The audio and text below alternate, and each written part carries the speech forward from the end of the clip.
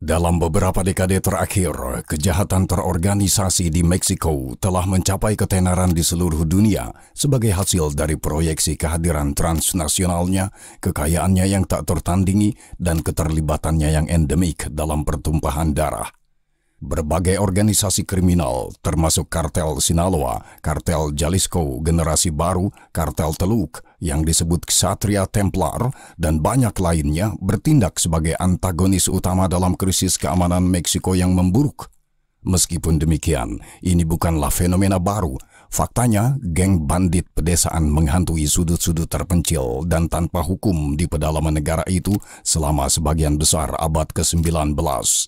Dalam pergolakan yang tidak diimbangi oleh pecahnya revolusi Meksiko, penjarahan properti pribadi meluas dan kereta api terkadang disergap untuk mencuri muatannya.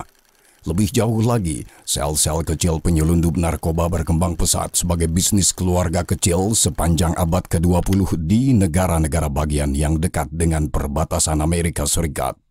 Kini situasinya lebih buruk. Meksiko terperangkap dalam konflik yang tampaknya tak berujung yang memiliki dua dimensi yang saling tumpang tindih. Dalam upaya memulihkan ketertiban di daerah pinggiran, pasukan keamanan negara Meksiko memerangi pasukan paramiliter kartel narkoba dan kelompok kejahatan terorganisasi yang lebih kecil lainnya. Upaya ini menyerupai kampanye kontra pemberontakan dan dalam beberapa kasus bahkan berperilaku seperti pendudukan yang sebenarnya. Lebih jauh, sesuai dengan logika zero sum, milisi kriminal yang bersaing saling bertarung untuk meningkatkan pangsa pasar mereka dan memonopoli kendali bisnis ilegal di wilayah mereka. Sebuah konfrontasi yang tampak seperti perang tidak teratur antara aktor subnasional non-negara. Konflik dua kali lipat ini mencontohkan apa yang oleh sarjana Amerika Sean McVeigh disebut kekacauan yang bertahan lama, yaitu bentrokan berkala di medan perang yang tidak konvensional di mana tidak ada hasil yang menentukan dan tidak ada pemenang atau pecundang yang permanen. Asal-usul dan hakikat fenomena bermasalah ini secara eufemistik seringkali kurang dipahami. Beberapa pengamat menekankan peran faktor-faktor seperti impunitas, korupsi, dan atau kemiskinan sebagai pemicu. Yang lain menggarisbawahi pentingnya peran manusia, khususnya keputusan yang dibuat oleh para pelaku utama seperti pembuat kebijakan senior atau bandar narkoba dalam drama yang sedang berlangsung ini. Bahkan ada industri penerbitan yang menguntungkan yang mengkhususkan diri pada penyebaran gosip kelas tabloid tentang masalah ini. Pandangan yang sederhana ini mungkin memberikan wawasan parsial terhadap episode atau peristiwa tertentu, tetapi pandangan tersebut seringkali tidak memiliki pemahaman menyeluruh tentang gambaran besar masalah internal Meksiko. Mari kita coba untuk melakukan hal itu. Selamat datang di 20th Report.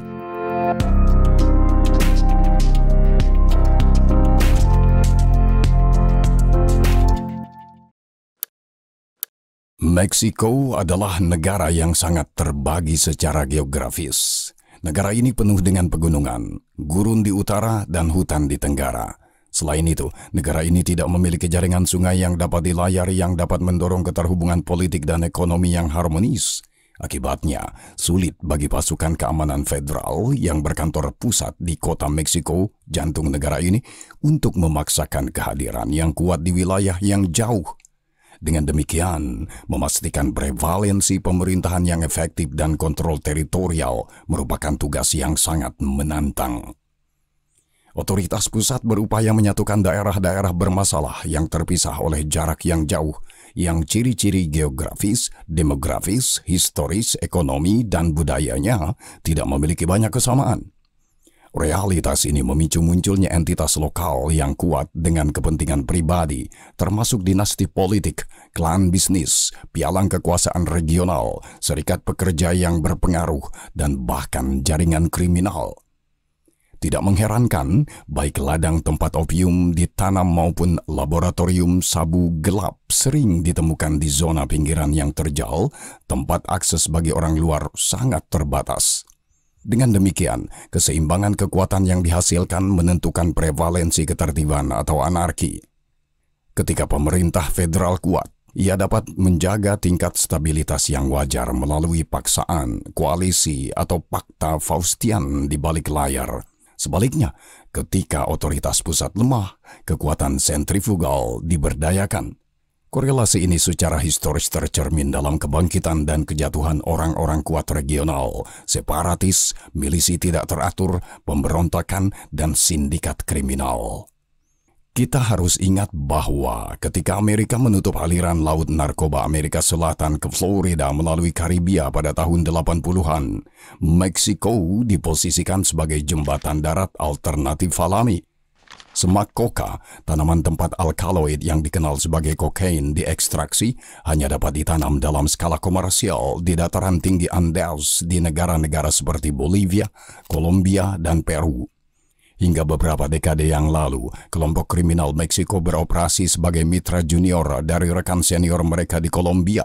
Tetapi kalibrasi ulang aliran narkoba terlarang karena operasi interdiksi yang dilakukan oleh lembaga Amerika Serikat mengatur ulang keseimbangan ini.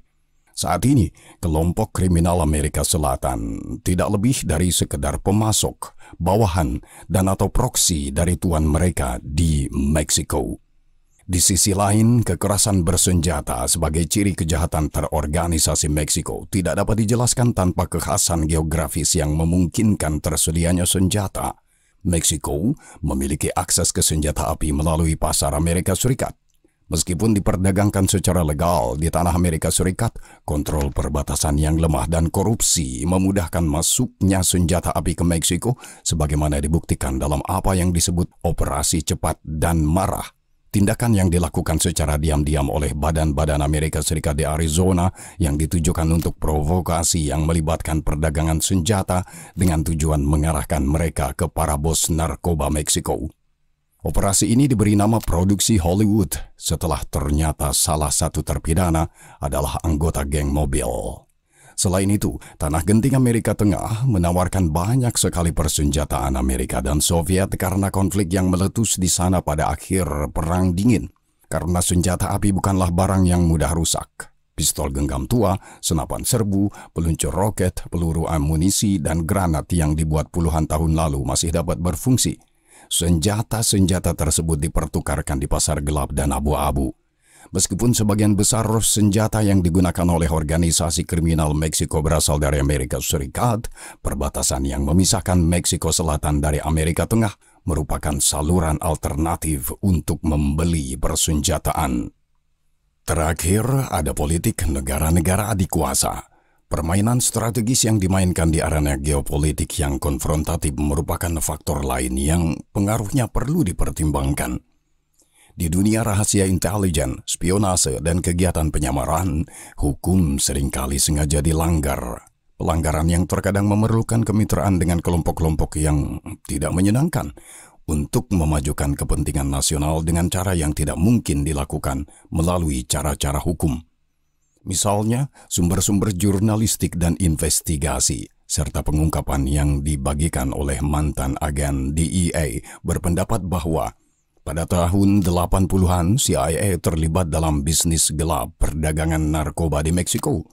Tampaknya, partisipasi ini menanggapi kebutuhan untuk memasok senjata, pelatihan, dan uang tunai bagi Contras, milisi sayap kanan yang berusaha menjatuhkan pemerintahan Sandinista Nicaragua yang saat itu didukung oleh Soviet dan Kuba.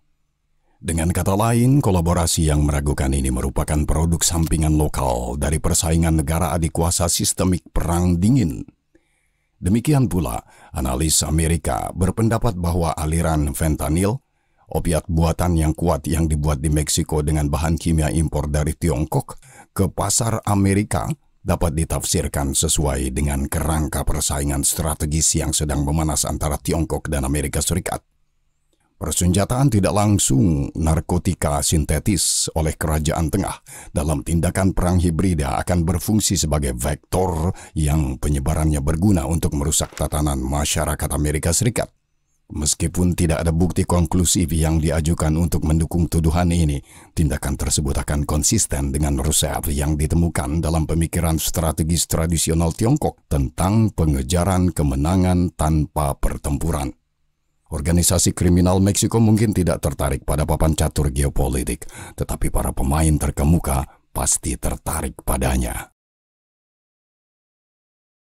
Setelah debu mereda, setelah banyak pertumpahan darah, para jenderal yang memenangkan revolusi Meksiko menciptakan rezim hegemonik yang menenangkan negara dan menjalankan modernisasi ambisiusnya sebagai negara nasional.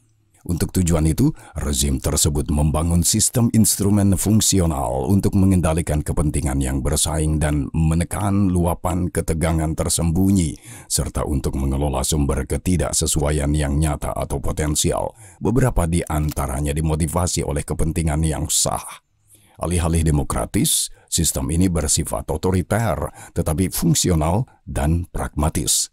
Ketika ketidakpuasan muncul, sistem tersebut menawarkan konsesi melalui negosiasi politik dan hanya kelompok marginal yang bermuatan ideologis yang menolak untuk berkompromi yang akan menjadi sasaran paksaan yang disetujui negara. Selain itu, pemerintah menjadi penengah ketika perselisihan muncul. Rezim tersebut melegitimasi dirinya lebih jauh dengan kebijakan industri yang memelihara pembangunan, pertumbuhan, dan dinamisme ekonomi. Tanpa intervensi dirigiste yang berarti pusat ini, Meksiko tidak akan pernah menjadi produsen industri. Sebagai otoritas politik tertinggi dan tak tertandingi, negara mengorganisasikan kelompok-kelompok sosial dan ekonomi di bawah payung yang dapat dengan mudah dikontrol atau dimanipulasi, termasuk kamar dagang, elit lokal, asosiasi populer, dan jaringan profesional kolektif. Mereka semua harus bermain sesuai dengan aturan yang dirancang dan ditegakkan oleh pemerintah pusat. Dalam permainan politik yang tidak liberal ini, tindakan publik yang independen ditoleransi selama tidak mengganggu prioritas dan tujuan negara. Jika seseorang melanggar ketertiban, negara dapat mengandalkan kooptasi, pemerasan, dan jika perlu, represi. Sistem ini mengurangi risiko meningkatnya friksi sosial politik. Akibatnya, tidak seperti kebanyakan negara Amerika Latin pada paruh kedua abad ke-20, Meksiko tidak pernah mengalami kudeta.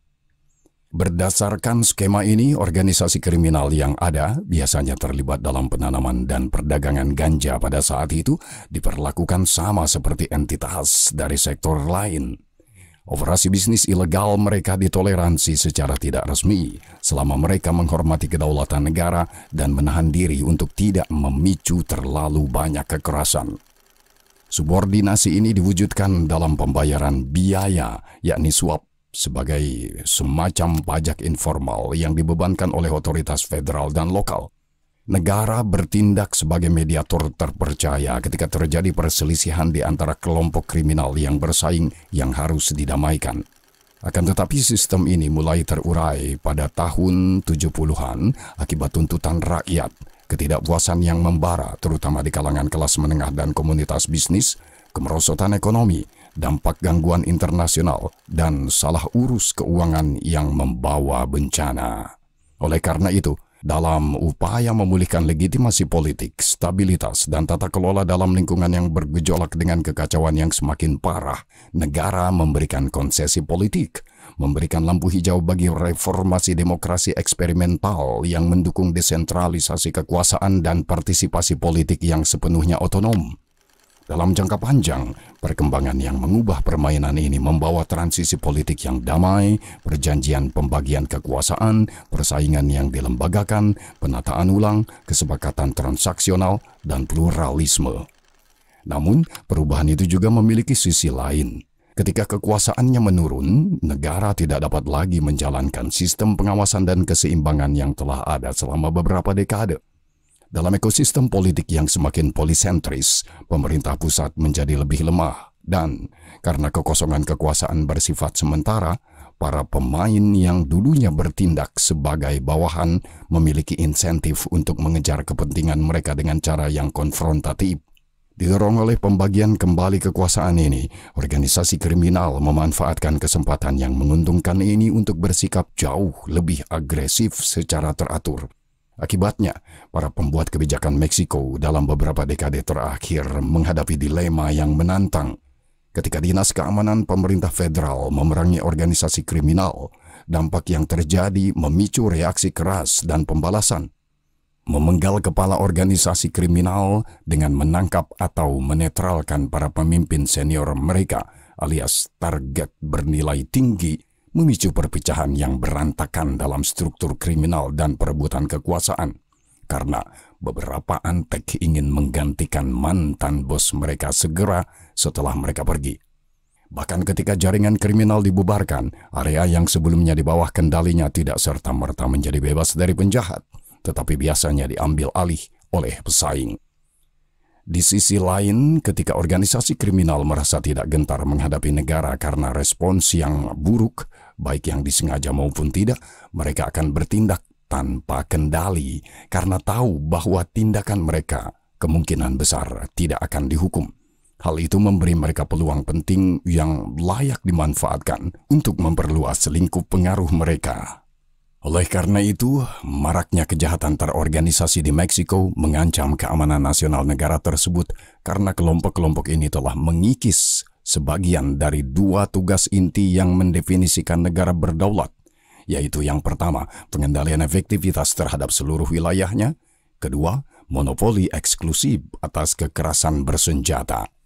Bertentangan dengan beberapa prediksi pesimistis, Meksiko belum menjadi negara gagal sepenuhnya, tetapi di beberapa daerah yang tidak teratur, keberadaan negara itu lemah. Di banyak komunitas lokal, kekuasaan dan wewenang secara de facto berada di tangan sindikat kejahatan terorganisasi. Meksiko terjebak dalam lingkaran setan kekerasan kriminal.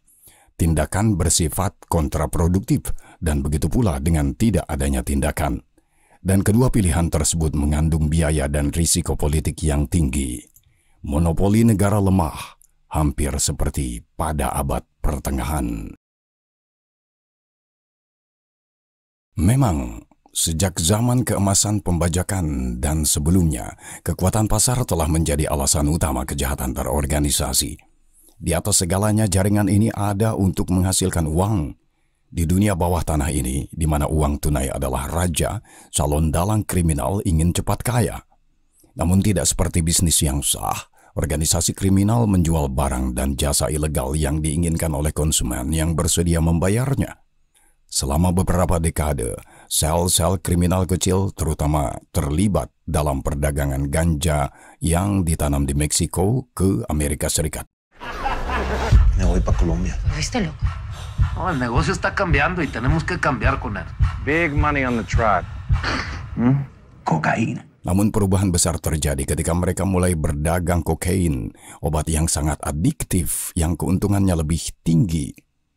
Menurut kantor PBB untuk narkoba dan kejahatan, UNODC, 1 gram kokain bernilai $10 Amerika di negara-negara dari wilayah Andes. Tetapi setelah mencapai tanah Amerika, harganya bisa mencapai $101 Amerika. Oleh karena itu, narkotika adalah komoditas ilegal yang dapat mendatangkan kekayaan yang tak terhitung bagi mereka yang bertanggung jawab atas aliran transnasionalnya.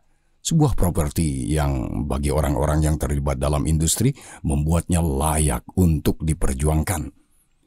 Namun mengekspor kokain dari Amerika Selatan ke pasar eceran di kota-kota Amerika Utara memerlukan pengembangan rantai pasokan yang luas.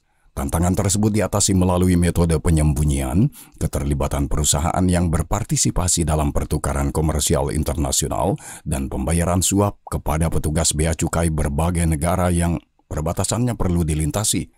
Lebih jauh, senjata api yang mematikan diperlukan untuk melindungi logistik tersebut dari lembaga penegak hukum dan pesaing. Dalam ranah organisasi kriminal yang kejam, persaingan ekonomi itu kejam. Karena operasi mereka ilegal, pergi ke biro bisnis yang lebih baik untuk menyelesaikan perselisihan mereka bukanlah suatu pilihan. Sesuai dengan logika ini, kekerasan bersenjata karenanya merupakan instrumen yang sah dan seringkali satu-satunya untuk bersaing memperebutkan pemasok, koridor strategis, pusat logistik seperti pelabuhan, jalan tol dan lapangan terbang, perkebunan tempat narkotika ditanam, dan wilayah yang berbatasan dengan perbatasan Amerika Serikat.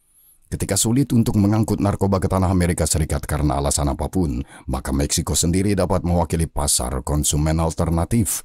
Bagaimanapun, ada peningkatan permintaan di wilayah metropolitan besar dan tempat-tempat wisata, dan itu berarti bahwa kendali mereka seringkali diperebutkan. Namun, Organisasi Perdagangan Narkoba Meksiko bukan hanya pedagang grosir, pengedar, atau produsen tanaman atau narkoba ilegal yang berasal dari mereka. Mereka juga menginvestasikan kembali keuntungan mereka dalam proses industri yang meningkatkan nilai tambah produk mereka. Dengan bahan kimia yang diimpor dari Asia, laboratorium gelap berskala besar mereka memproduksi narkoba sintetis dalam jumlah besar. Sebaliknya, perjanjian NAFTA menunjukkan bagaimana pembukaan perbatasan secara komersial dapat menjadi pedang bermata dua. Pembentukan blok perdagangan bebas Amerika Utara yang terdiri dari Amerika Serikat, Meksiko, dan Kanada telah meningkatkan segala macam pertukaran ekonomi trilateral dengan cara yang belum pernah terjadi sebelumnya, termasuk secara ilegal. Penghapusan pembatasan dan tarif komersial semakin memperlancar peredaran arus gelap dalam skala yang jauh lebih besar. Karena perbatasan Amerika Serikat Meksiko telah menjadi yang paling sering dilewati di seluruh dunia, mustahil untuk memantau dengan cermat setiap individu, kendaraan, atau barang komersial yang bergerak ke kedua arah. Situasi ini menggambarkan implikasi ambivalen dari saling ketergantungan yang kompleks bagi statecraft ekonomi kontemporer. Selain itu, organisasi kriminal Meksiko tidak hanya terlibat dalam narkoba lagi. Ambang batas operasi mereka melangkah lebih jauh dengan cara yang mirip dengan kelas berat korporat seperti Keiretsu Jepang atau Chaebol Korea Selatan. Mereka telah mengikuti kebijakan diversifikasi strategis untuk meningkatkan fleksibilitas perdagangan rahasia mereka. Mereka juga aktif dalam berbagai tindakan dalam pemerasan, penculikan untuk tebusan, perdagangan manusia, prostitusi, pembunuhan kontrak, perdagangan senjata, dan bahkan penjualan barang palsu. Mereka bahkan berpartisipasi dalam pencurian bahan bakar dari jaringan pipa dan ekstraksi sumber daya mineral secara ilegal. Akibatnya, struktur tata kelola pasar kriminal di Meksiko menjadi oligopoli transversal dan pemangsaan terang-terangan mereka merugikan keamanan nasional ekonomi negara tersebut. Di sisi lain, keseluruhan hal tersebut didorong oleh proses lain lagi yang tidak lagi dikaitkan dengan penjahat bertato yang dikenal dari produksi film populer, tetapi dengan profesional kerah putih dari keluarga baik-baik. Pencucian uang adalah proses yang tujuannya adalah untuk menyamarkan asal-usul keuntungan kriminal yang ilegal melalui operasi yang membuatnya tampak sah. Mengingat kompleksitas berbagai metode untuk mencuci uang, penerapannya melibatkan partisipasi pejabat pemerintah, eksekutif perusahaan, profesional, baik akuntan, pengacara, bankir, dan semua jenis entitas keuangan. Sifat fenomena ini kontradiktif. Fenomena ini mendorong pertumbuhan dan kekuatan organisasi kriminal, tetapi juga menghasilkan kekayaan melalui investasi, bisnis, dan perdagangan. Dan pencucian uang sama sekali bukan hanya domain kartel Meksiko, melainkan merupakan fenomena transnasional. Sistem keuangan Amerika Serikat kelas dunia menawarkan gerbang untuk mencuci sejumlah besar uang kriminal. Yang terungkap lebih dari 1 dekade lalu, cabang Amerika dari Bank Inggris HSBC ironisnya didirikan dengan kekayaan yang dibuat dalam apa yang disebut perang candu telah mencuci keuntungan sindikat kriminal Meksiko. Kemitraan bawah tanah ini ditemukan oleh Departemen Kehakiman Amerika Serikat, tetapi hukumannya ringan. Seperti yang dicatat oleh Kongres Amerika, HSBC terlalu besar untuk dipenjara.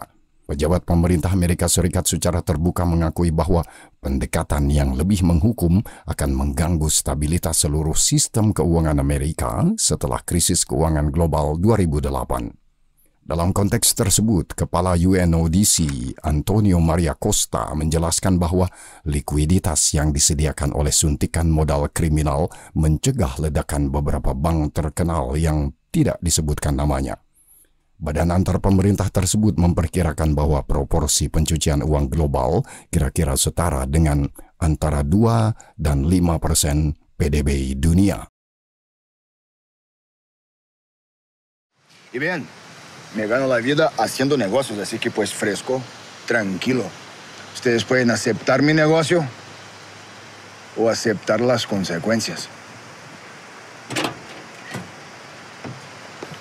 Plata o plomo. Plata o plomo. Perak atau timah adalah moto Pablo Escobar. Metafora suap atau mati ini juga telah menjadi moto banyak organisasi kriminal Meksiko. Beberapa kelompok ini, terutama yang lebih menyukai pendekatan pragmatis yang berorientasi bisnis, cenderung menawarkan keuntungan ekonomi. Perak kepada calon rekan, kolaborator, atau mitra, dan akan menggunakan kekerasan hanya jika tidak ada pilihan dalam keadaan tertentu. Yang lain lebih menyukai ancaman atau paksaan yang eksplisit. Timah untuk memaksa pemenuhan tuntutan mereka sejak awal. Tentu saja, tawaran seperti itu sulit ditolak.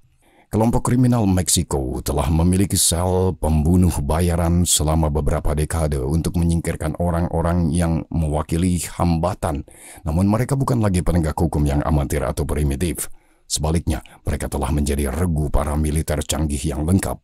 Unit-unit elit ini telah mengintegrasikan pengetahuan operasional mantan perwira polisi dan mantan prajurit operasi khusus. Menurut laporan penelitian yang disiapkan oleh lembaga pemikir dan badan intelijen swasta, para pembunuh ini telah menerima pelatihan dari tentara bayaran asing yang berpengalaman di beberapa titik nyala terpanas di dunia. Sebuah kelompok kriminal juga menyesuaikan komando yang diintegrasikan oleh para pembunuh wanita muda dan menarik, sehingga mereka dapat melenyapkan target mereka yang tidak menaruh curiga dan melarikan diri tanpa menarik terlalu banyak perhatian yang tidak diinginkan.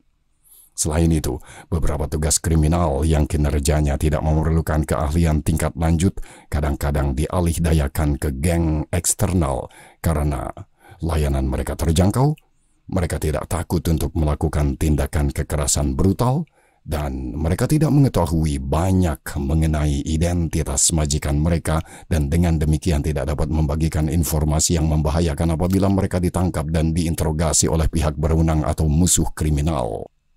Lebih jauh lagi, persenjataan dan perlengkapan taktis mereka telah mengalami peningkatan kualitatif dan kuantitatif yang substansial. Inventaris senjata mereka sekarang bahkan mencakup senjata anti pesawat, bazooka, RPG, dan ranjau darat anti personel. Napoleon kejahatan Meksiko telah membentuk pengawal Praetorian mereka sendiri, tetapi daya tembak pasukan ini masih kalah dengan militer Meksiko. Namun, seperti dalam kebanyakan konflik asimetris, mereka tidak perlu menyerbu istana presiden untuk memenuhi kepentingan mereka. Untuk menjaga hal-hal dalam perspektif, sindikat kejahatan terorganisasi tidak bermaksud untuk menggulingkan negara karena alasan ideologis atau merekayasa ulang model organisasi sosial politik yang berlaku. Yang mereka butuhkan hanyalah mempertahankan wilayah yang telah mereka taklukkan, mencegah serangan, dan melindungi kelangsungan sehari-hari dari perusahaan penghasil uang mereka. Dan untuk mencapainya, mereka tidak akan berhenti. Tingkat kekerasan ekstrim menurut semua metrik yang terlihat dalam aktivitas organisasi kriminal Meksiko merupakan tren yang bermasalah, mengganggu, dan bertahap. Apapun bisa terjadi jika tampaknya tidak ada garis merah yang signifikan. Musuh mereka tidak hanya disingkirkan, mereka dieksekusi dengan cara yang mengerikan. Tindakan ini dapat diartikan sebagai tindakan perang psikologis. Versi kriminal dari shock and awe digunakan untuk meneror pejabat pemerintah, pesaing kriminal, bahkan anggota masyarakat umum biasa, tetapi juga untuk memastikan disiplin internal. Meminjam buku pedoman pemberontakan Kolombia dan Timur Tengah, kelompok Meksiko telah bereksperimen dengan taktik seperti teroris, seperti penyebaran alat peledak rakitan IED dan serangan terhadap sasaran sipil untuk mendapatkan keuntungan dari kekacauan yang terjadi dan untuk memamerkan kekuatan ofensif mereka. Perlu dicatat bahwa organisasi kriminal paling kuat di Meksiko juga telah menjadi ekspansionis secara internasional. Proyeksi mereka telah mencapai tidak hanya negara-negara lain di belahan bumi Amerika, tetapi juga Asia dan Eropa.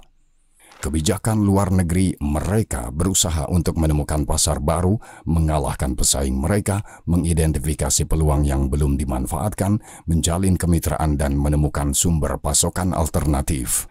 Untuk operasi internasional ini, mereka dapat mengandalkan pendekatan diplomatik untuk bernegosiasi dengan rekan, pengambil alihan yang bermusuhan, atau kekuatan belaka.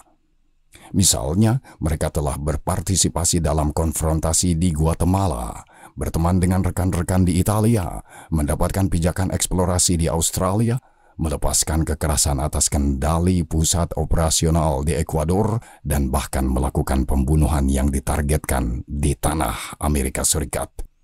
Beberapa kartel Meksiko telah membangun dan mengasah kemampuan intelijen mereka sendiri. Dengan aset instrumental ini, mereka mampu memantau saingan, mengkhianati pesaing, terlibat dalam penipuan strategis, mengoperasikan pos-pos penyadapan SIGINT, menemukan bukti yang memberatkan untuk memeras orang-orang di posisi-posisi penting, dan mengatur operasi rahasia di belakang garis musuh. Intelijen dan mata-mata memberi mereka keuntungan untuk melancarkan perang asimetris di medan pertempuran yang tidak konvensional. Mereka dapat menyusup ke negara, membajak pusat-pusat saraf strategisnya, dan mempersenjatai badan-badan pemerintah untuk memusnahkan mereka yang menghalangi jalan mereka. Selain itu, kelompok-kelompok kriminal Meksiko dikenal karena kesukaan mereka untuk merangkul inovasi teknologi yang mengganggu seperti web gelap, mata uang kripto, platform media sosial, dan drone, antara lain dalam upaya untuk melengkapi perangkat mereka. Akhirnya, mereka juga merekrut profesional khusus untuk memanfaatkan celah hukum, meningkatkan kesiapan operasional mereka, mengembangkan keunggulan komparatif, meningkatkan standar manajerial, mencapai skala ekonomi, dan secara proaktif mendeteksi risiko dan peluang. Singkatnya, kejahatan terorganisasi di Meksiko saat ini bukan sekedar masalah penegakan hukum dan keadilan. Tidak cukup hanya mengubah ketentuan hukum yang ada atau membeli peralatan yang lebih baik untuk polisi Meksiko. Keuntungan besar kartel adalah sesuatu yang jauh lebih besar, sesuatu yang menimbulkan ancaman struktural terhadap seluruh keamanan nasional negara tersebut. Evolusi fenomena yang menantang ini didorong oleh perubahan kondisi geopolitik, perubahan realitas politik internal, dan dinamika ekonomi pasar gelap bersama dengan pertumbuhan organik kemampuannya memastikan kelangsungan hidupnya di masa mendatang. Dengan kata lain, hal ini sekarang menjadi ciri permanen, bukan gangguan sementara. Itulah sebabnya penerapan taktik kepolisian yang picik atau pendistribusian ulang tunjangan kesejahteraan tidak dapat melemahkan pengaruh pendorong yang mendasarinya. Kekaisaran kriminal dapat dibubarkan, barang dagangan yang mereka jual dapat disita, dan ratusan panglima perang kriminal papan atas dapat dipenjara. Tetapi tidak banyak yang akan berubah dalam skema besar, kecuali akar utama dari krisis keamanan yang semakin dalam ini ditangani melalui perumusan solusi strategis yang komprehensif. Dalam keadaan luar biasa, tindakan luar biasa diperlukan, lebih baik, lebih cepat daripada nanti. Seiring berjalannya waktu, titik yang tidak dapat dikembalikan akan tercapai jika situasi melewati cakrawala peristiwa kritis.